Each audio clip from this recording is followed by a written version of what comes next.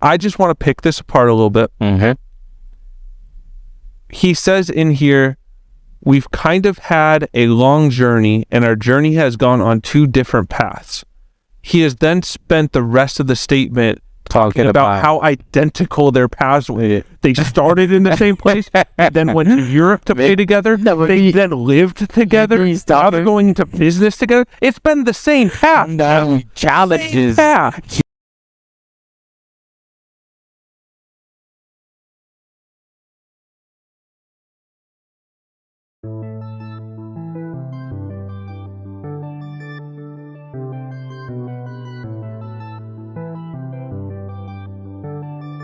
It's the Football Prophets.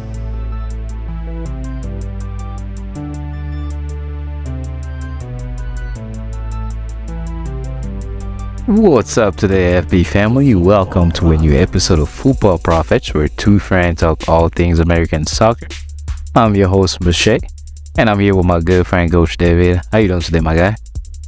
Not so well, Marsch.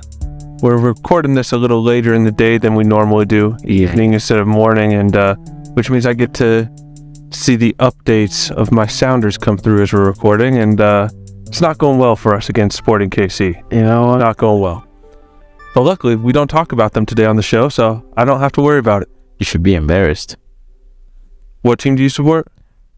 At least we know we suck. You know we suck, so we are. But all right, let's dive right in here today.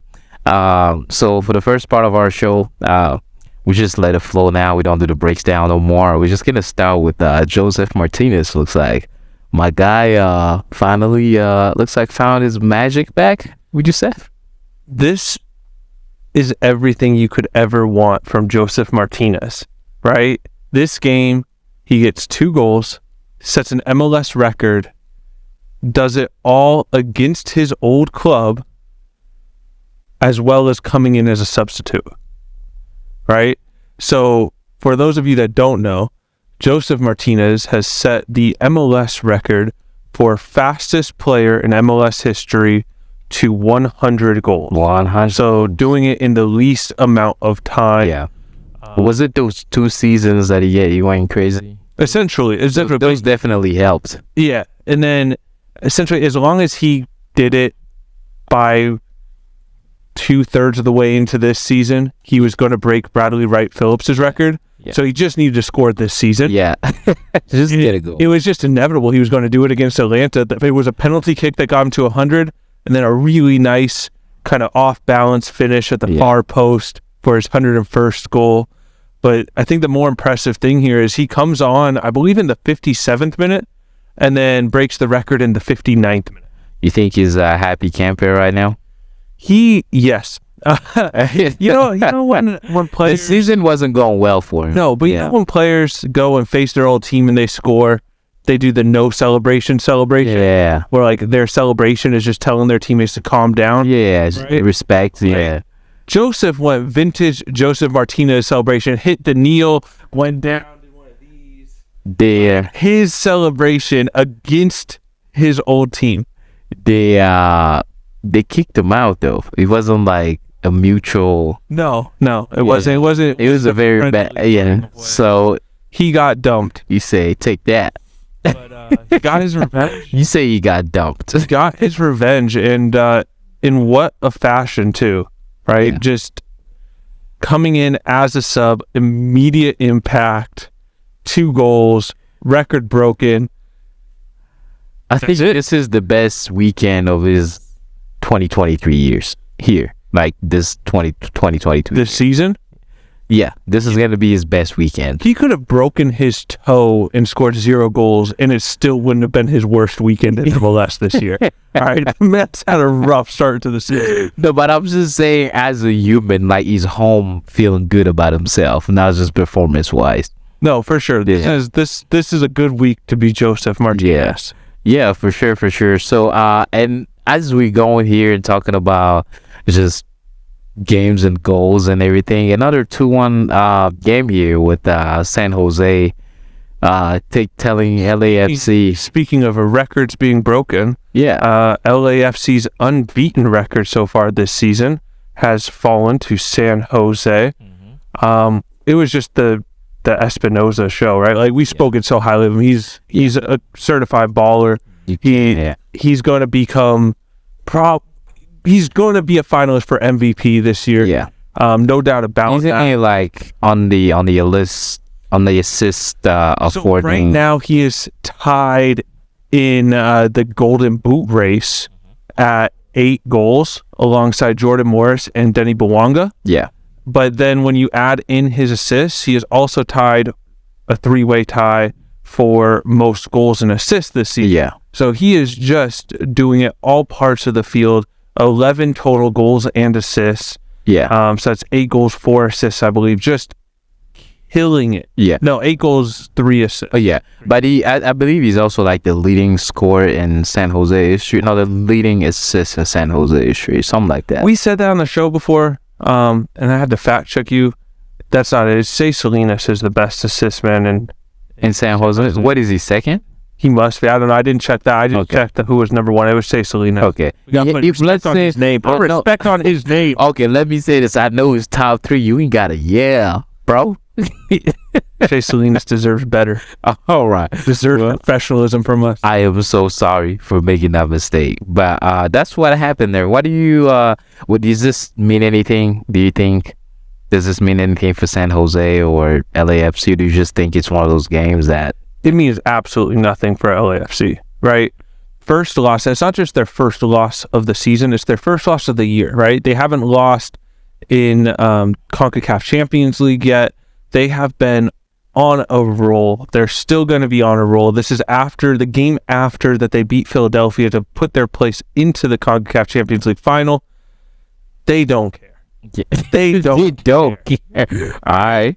Sure, maybe they would have rather have lost to a team that wasn't a California-based team. Yeah. Right? But it's still not their biggest rival. Yeah. So it's just a game that they lost. Yeah. They don't. Well, talking about when you were talking about Espinoza being MVP there.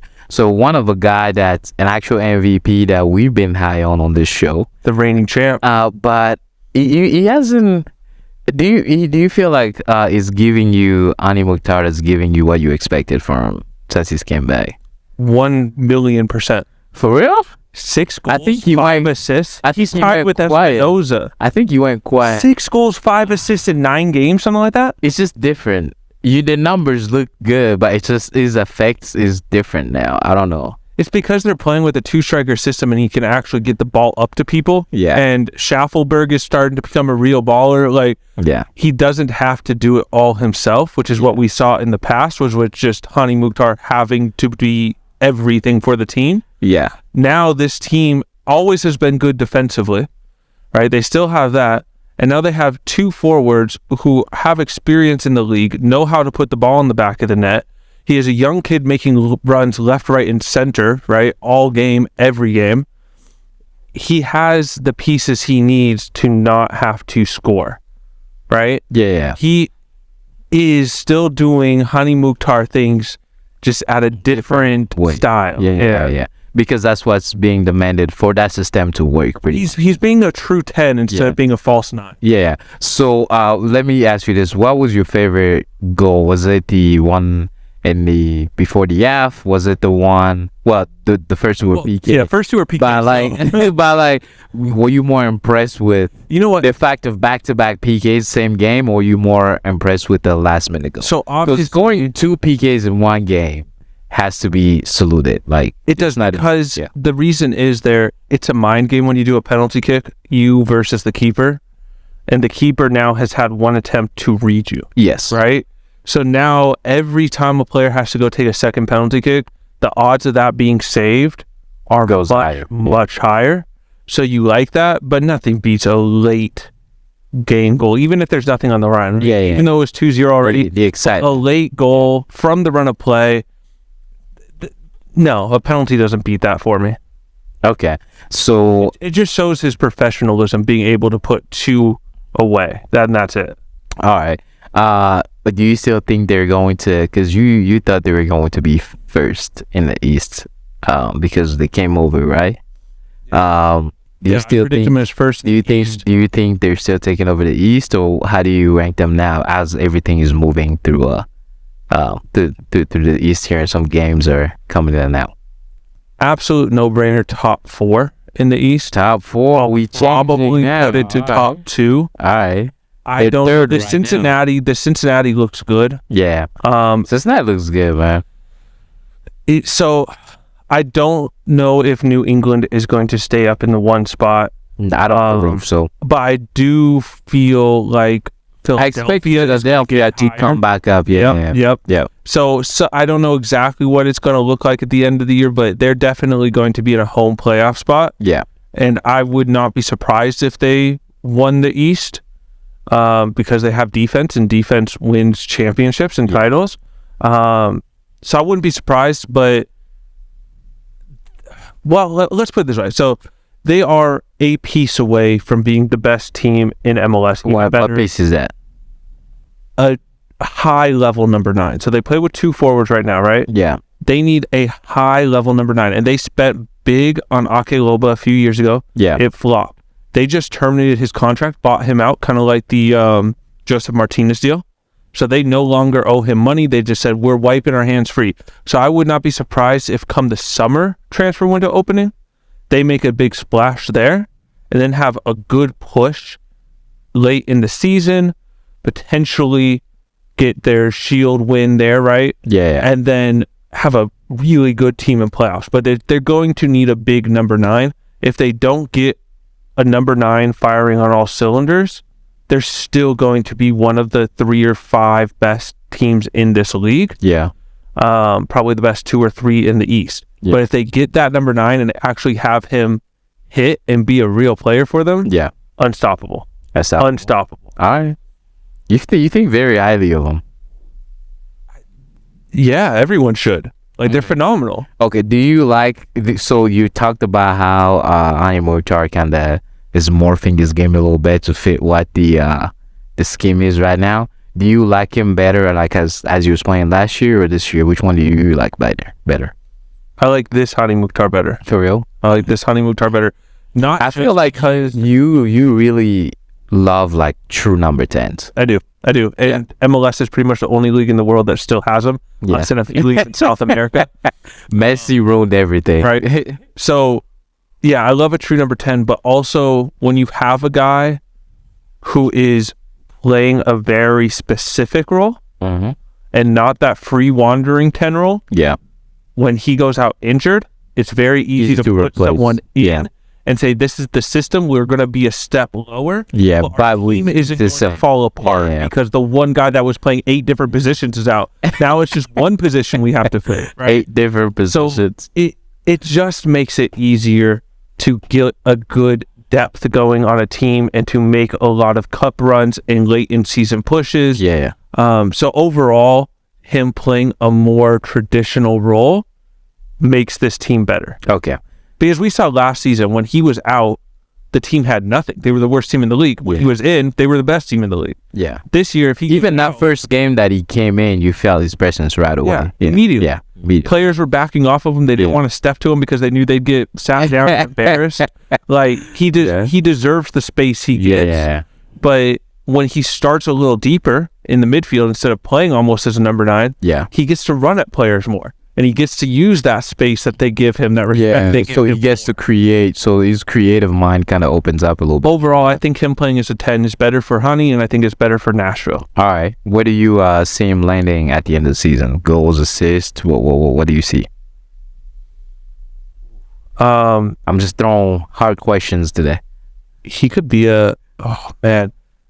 I would not be surprised if he's like 15-15, 20-10, somewhere in the 30 goals and assists range. Okay. I don't know exactly how it will break down. Yeah, but expect like...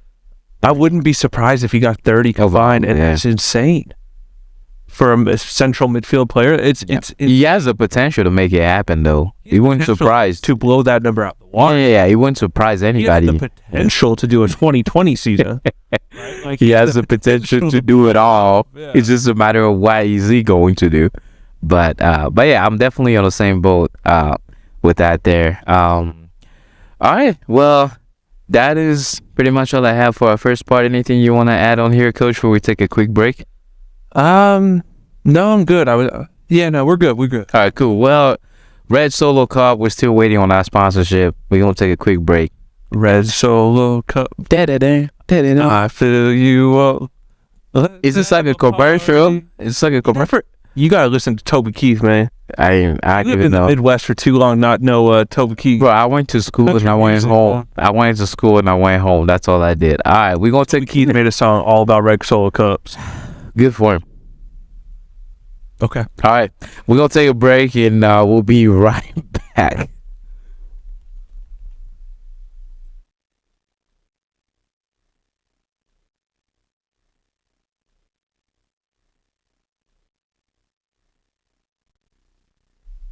And we're back for a second part here. I was just here before we start talking. I want to say this again on air.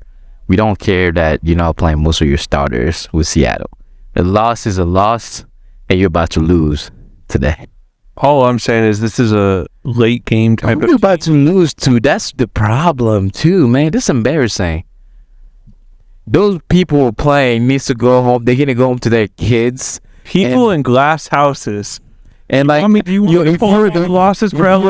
you're my dad and you come home after losing the SKC, I'm like, I want to talk to you. I just feel like that. Do you want me to pull up You do better. all the losses for LA? Let's not talk about LA losing to Colorado. Let's not do that. It's not 3-1. SKC still. 3-1. Bro, SKC is the worst team ever. Let's not talk to you about losing to Orlando. Why are you so defensive? Losing to LAFC. Why are you so defensive, bro? That's my question. Losing to Houston. Why are you so defensive? Losing to Seattle. You're not facing the issue. Losing to Dallas. You see the thing about you in denial right now. New York Red Bulls. You in denial. I'm not gonna talk to you, man. Bro, you guys have had it. You in denial. We're not about to talk about this. Bro. You in denial, man. You in denial. All right, let's go ahead and move on here to talk about the NWSL, the NWSL. What did I say? Double SL, NSSL. Yeah. NWSL. NCAA. No, we're going to talk about the NWSL here. Coach has some games that he wants to cover for us here. Go ahead and get that going here, Coach. Well, when you look at this schedule and you look at what the games that were brought up today, the clear one is third versus fourth of San Diego Wave and Washington Spirit, right? And that was just a no-brainer game that you have to tune in for. Yeah. And Washington Spirit did the job at home with a 3-1 win. Trinity Rodman, who is one of my favorite players in this league, Dennis Rodman's daughter, one of the best young attacking talents the U.S. has at the moment. She scored there first in the 55th minute. But the interesting thing is this game had 4 goals in it, right? Mm-hmm. Every single goal came after the 55th minute. So you just had a half hour of fun, right? The coaches must have been going crazy. Alex Morgan got the 1 goal for San Diego Wave. She's a U.S. national team staple, right? Household name. Everyone knows her. So it's good to see her on a score sheet, even if it's at the end of a 3-1 loss. Yeah. And a 90th minute goal, that means absolutely nothing. The goal's a goal. But still counts. no, it was a fun game. A fun last 30 minutes of a game, too. Like, just crazy. 4 goals. But no, it was a good game, and Washington Spirit surprised me. I expected this to be a lot tighter than essentially a 3-0 win. Yeah. I mean, yes, they made a 3-1 in the 90th, but still, to be real, essentially a 3-0 win. So yeah. Washington Spirit looking good. The other thing there is there was a 6-goal thriller in North Carolina. And it was North Carolina Courage versus Portland Thorns. Yeah. Portland Thorns, I believe, are the only undefeated team still in the league. There might be one more, but I'm pretty sure they're the only undefeated team in the league, and they keep it, which was just crazy because this game... What a tie. They started down... What a tie. 3-3, yeah. 3-3, but they started this game going down in the first minute to an own goal. Right? That's the way... They got them... Then you get the equalizer in the 22nd. That mess with your head, though, if it starts like that. It gets worse. Yeah. So you get the equalizer in the 22nd minute. You're like, all right, we got this, right? Yeah. get calm. Now we back 0-0, yeah. Then you go back down in the 26th minute. So 4 minutes after. So first you get the mental blow of an immediate on goal. And then you equalize, and then 4 minutes go later. back down. You know, like, I'm going to say this, 4 minutes is not a lot of, like, because, like, you think about basketball, like American football, like the NFL, 4 minutes can last a long time. 4 minutes in a match, it's like, a blink of an eye. It's right there. But so they do then equalize in the 52nd minute. Both goals for Portland Thorns here were by Crystal Dunn, so she was just an equalizing machine. Right? Getting it done. So they equalize again, and then in the 70th minute, they go back down 3-2. Whew. And you just gotta be thinking at that point, like, it's just not our night. Right? Yeah, let's give up. Then they get an 83rd minute equalizer, but it was just such a fun back and forth game, constantly going down, equalizing, and that's the type of resilience. Yes, you want to see better defense, but from a championship level team, right, to continue to push back in hard times, right? To have it all fall apart early on in the game and then still be able to get a tie out of it in all of that way, like, that's why they're undefeated. Yeah, that's really a definition of being resilient right there. Yeah. So just impressive there. What is resilience? Also, well done by North Carolina Courage. Like, to hang. Portland Thorns, it's no joke. Yeah. Right? They were hanging. They wouldn't go nowhere. North Carolina Courage is a mid-table team, right? There's 12 teams in the league. They're 6th, right? So they're an okay team, but they went toe-to-toe against a very good offensive team. But that's just kind of our little NWSL rundown. The good thing about having 12 teams in the league, it's very, very easy to watch all the games because it's only 6 games a weekend. Yeah. Right? Like, you can just binge it. It's fun stuff. Yeah. You can just binge it. Yeah, they have a game going right now, too, at the same time as... You binge the games? Yeah. All of them? I can't watch them live because they kind of go in time with MLS, and that's my passion, MLS. So I just go through and watch them all in the replays. So you're a game binger. I have like 4 hours just sitting down, eyes bloodshot in front of a TV. I just love the amount of time you have to do this, man.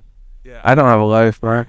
I love the amount of time you put into this. But Ream right now, which is another Seattle team. So both Seattle teams, men's and women's, are playing. But luckily, Ream, they're doing better. They're doing better with a 2-0 lead right now. You kind of need it. Last houses, my friend. Yeah, you kind of need it. You're about to. I hope y'all get another. Because right now it's what, 2-1? Seattle's down? Yeah, well, unless something changed. Well, if it changes, probably be 3-1. No. What would you do? What would you do? What would I do? Nothing. Were you like cry? I'd be all right. We're still gonna get more trophies than LA. Don't say that. I'll say that. Don't say that. You don't know that. You know. Everybody goes. There's gonna be a way that somehow LA gets negative trophies. You don't. They take away the past ones. There's gonna be some embarrassment. Point reduction. All right. Well, I'm gonna go ahead and have us take a quick break here, and we'll be right back. Sounds good. All right.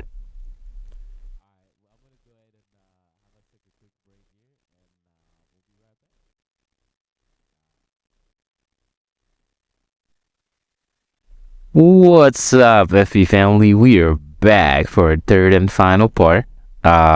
With Sandy here, just running around, but being a nuisance. Yeah, I'm just gonna talk about a few things here. You just told me how to say this name, and I forgot. I'm about to butcher it. Jeff. No, just Jane. No, I'm talking about Team Ream. Team Ream. I got it right. Yeah, that's a weird spelling. Team Ream injury. What you got for us? What you got for us on that, Coach? So Tim Ream, most of our listeners will know him as one of 2 man buns that started at center back for the U.S. men's national team in this past World Cup. Are you guys related? We're in a club. A club. It's an like online. You're a grown man, bro. Hey, so are they. You're a grown man. So are say it to their face. They're professional athletes. Hey, let's have some respect, all right? We're talking about a man with an injury here. Oh, my bad. That's on me. But Tim Ream, Fulham player in the Barclays Premier League, top league in the world, starting center back, captain of his team, goes down with a broken arm, and he is out for the rest of the season. The season only has about 4 or 5 games left in it. His club does say that he will be back for preseason. Now, the question is, what does that mean for this summer? As this summer, the U.S. Men's National Team are in 2 competitions, right? Yeah. We have the semifinals and hopefully finals of the Nations League. Yeah. The semifinal match will be against Mexico. And then we have the Gold Cup that we're hosting. Yeah. The question is, will he be here for that? And if not, was the World Cup the last time we will see Tim Ream in a U.S. Men's National Team jersey? 34, 36. He's getting up there. Yeah, it's he's definitely not going to make it to the next World Cup, right? No. Like, that's not 35 years old. I mean, if he's it could be like a freak of nature and make it. He's not. I'm sorry. Like, he's just had an amazing year this year, but he wasn't in the U.S. Men's National Team picture before last year. Like, Yeah. He's done. Yeah, he got a start. It was incredible. He's a good player. He's doing very well in England, but he's not going to be in the next cycle. I can guarantee that. Yeah. The question is, what does this mean for him now, this summer? This was probably going to be his last hurrah in the Gold Cup. Yeah. Is he done? I'll say yeah. Sometimes it's time to just pack it up, man. Yeah, I mean, I don't know. I heard someone say this one time. He says, you always have to know when to leave, no matter how good of a dancer you are. You need to know when to exit the stage, man. And I think this is his time. But because I think is it your time to go? One thing about America, though, man, like, there's some youngins, there's some dogs out there ready to prove it in the World Cup. There are, but there's some dogs out there. Starter and a captain for a Premier League team. You don't Best league in the world. You don't think, first of all, that's La Liga, but you don't think. Yeah, that's my opinion. La Liga has 2 great teams in it. My opinion is my opinion. Once you get past the top 2, it's just trash. Okay. What you talking about, Chelsea and Arsenal and Tottenham Hotspurs would smash Tottenham? like Villarreal. Tottenham? They would smash Tottenham? Yeah, they would. What have they won lately? It doesn't matter what they've won. It does, because if you're good, you're good. All right, what has Girona won recently? This is an argument that we're going to like not ever come to the end of. It's really simple. No, this is my opinion. I believe La Liga's product is better. That's just me. I like that style of football. And you are wrong, but okay. How can my opinion be wrong, my guy? You're wrong. A starter and a captain for Pack it up. best league. You know what? I'm going to help him, Pat. Call me. I'm going to help you, Pat. He's not done. Call me. Call my number. So this is devastating. Like, honestly, like this is rough for him. Like, yeah. We want him to come back, but the thing is, I don't see him at the World Cup. That's all I'm saying. No, he's not at the World Cup. Yeah. But the question... And if his team saying that he's coming back after the season, how do you think he's going to be like in ready to play form? Bro, to be in shape and to be in playing shape. But all these European players are going to be in the off-season anyways. And then that's more reason to show that he's not going to be ready to roll because he's injured. I don't know. I think there is a 50-50 chance we see him. I think it's more 30-70, but all right. 50-50 for Gold Cup. All right. Because it's a broken arm. It's not like it has to be fully healed. You just have to have it in a playable cast. As a center back, a playable cast, but it needs to be doing better. No, I think he'll be okay. I think he'll be okay. All right, because how severe is it? It does not say, but okay. if my broken arm took what 4-6 months. If he's ready by the start of preseason, it's going to be like a 2-month-long max injury. Yeah, you're right. All right, that's cool. That's not like he can't train it when he's not actually in games. Like, he'll be able to still do workouts with his club. He just won't be able to play. Okay. But he'll still be able to do non-contact drills and trainings. I think he'll be okay. All right, cool. Well, one team that we love talking about here, is Chicago. So there's some things going on in Chicago there with my man Marsch. What's going on there, Coach? What's going on? Tell me what's going on, because I'm confused. Chicago Fire. Yeah. Played last night, Saturday. Yeah. And Jesse Marsch and Chris Armas were in the attendance. Yeah. Can you throw her ball for her while I'm talking? Yeah, it's right here. So they were in attendance, right? And really, that doesn't mean anything. They're both American coaches that were in England. Armas was the assistant coach at Manchester United. Jesse Marsch was the head coach at Leeds. Both of which are candidates potentially for the U.S. men's national team job. Now, them being in Chicago watching a game doesn't mean much until you realize, where is the U.S. men's national team's headquarters? Chicago. Envy alert. I would not be surprised if it is a Marsch Armas job offer for Marsch being the head. Why were you hoping for a Marsch Curtin duo?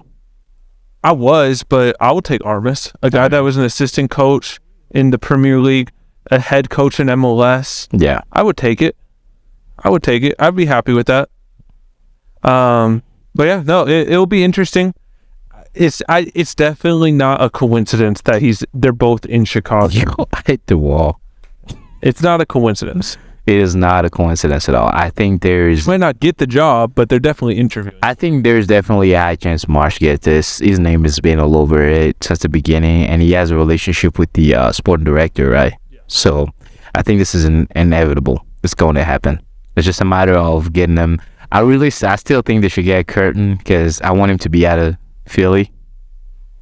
I don't think he's going to get, because he's just last year, I don't think he's going to get paid that well. Especially with how they're doing, so yeah. They're not doing bad. They made it to a semifinal of the CONCACAF Champions League. You expected more from them. They made the finals last season. None of the CONCACAF Champions League of the MLS Cup. Yeah, but which one is a bigger? Champions League.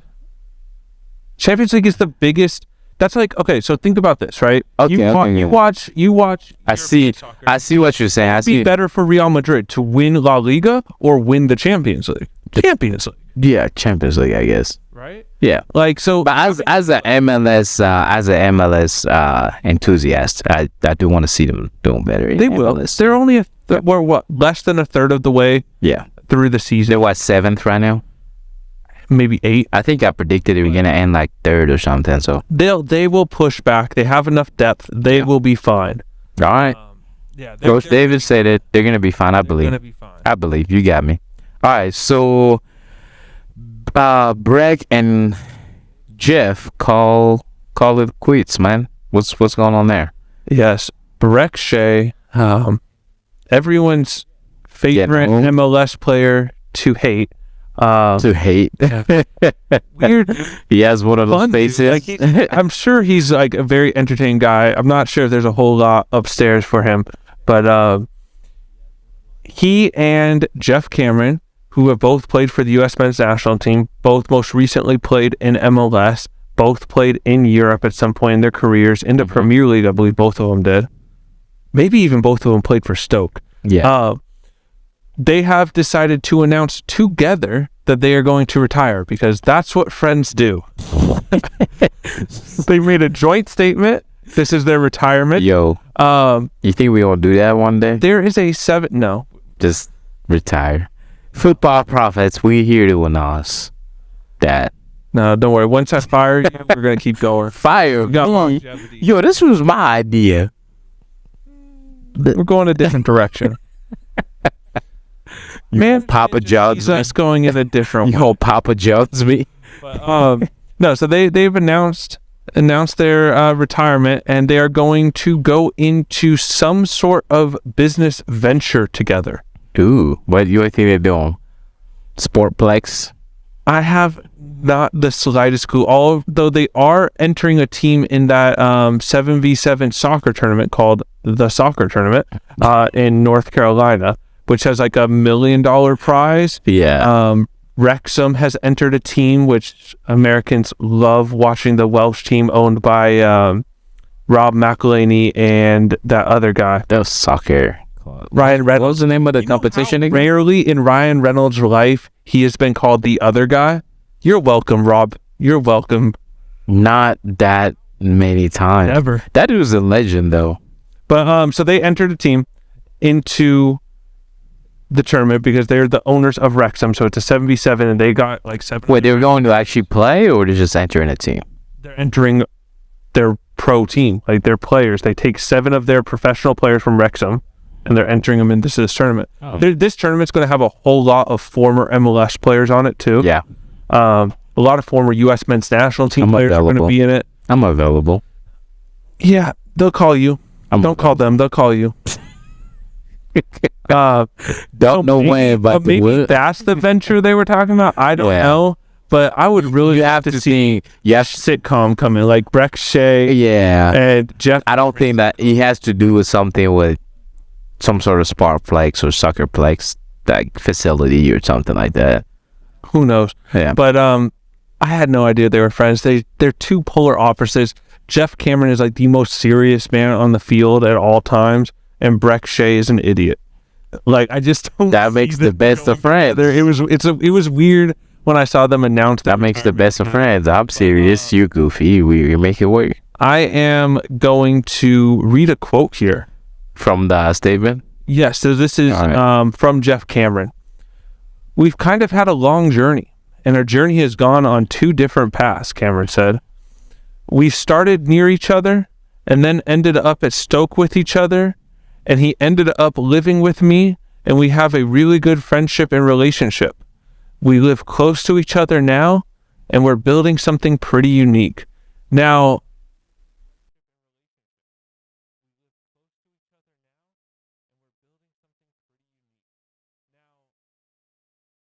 I just want to pick this apart a little bit. Mm-hmm.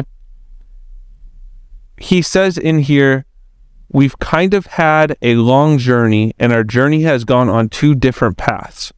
He has then spent the rest of the statement talking about how identical their paths were. They started in the same place, then went to Europe to play together. They then lived together. Now they're going into business together. It's been the same path. No, challenges. Got different challenges, baby. It's the exact same path. You get different challenges in the same path. They didn't say anything about challenges. But you don't put your business out there. I see what he's doing. Then Brek Shea goes on to say, he said, it just felt right. Path. It just felt right. I like where I live. My kids are happy. They have friends. They're in sports. It seems like a lot to move, so I felt right and happy with what I did and couldn't have felt better. That's fair, right? That's valid, right? You're at the end of your career. You're not going to get another big paycheck. Why move your family? Yeah. And apparently when you have best friend Geoff Cameron to go into business, why not call it quits? And they're like, yeah, let's do it. Yeah. It makes sense. You've been on the same path your whole career. You might as well. No, it's 2 same path. It's 2 different paths. Same exact path. They took the same bus to work. Drove the same car. Hands watching. They skipped together. Ate the same meal. It was the same path. They lived in the same house together. But different bedrooms, probably. It's different. What happened? That must be like, you know how on a freeway, sometimes the lanes just split and you go separate from each other for a second and it comes right back, but you still go in the same direction? Separate. It's the same road. For a minute. You're still on I-5. It's the same road, just the left lane veers off. Maybe my tires don't take the road as well as your tires. You feel what I'm saying? So it's a different way of the path, even though it's the same path. Makes it different. I hope that makes one like a coupe and the other a minivan? No, one is like a truck and one is like a coupe. Yeah, we'll go with that. Or like a race car. Yeah, let's go with that. Who's the race car in this scenario? I'm the race car. So that does it for our show. Welcome to Football Profits. Hope you enjoy it. All right. So, what's going on in Minnesota, Coach?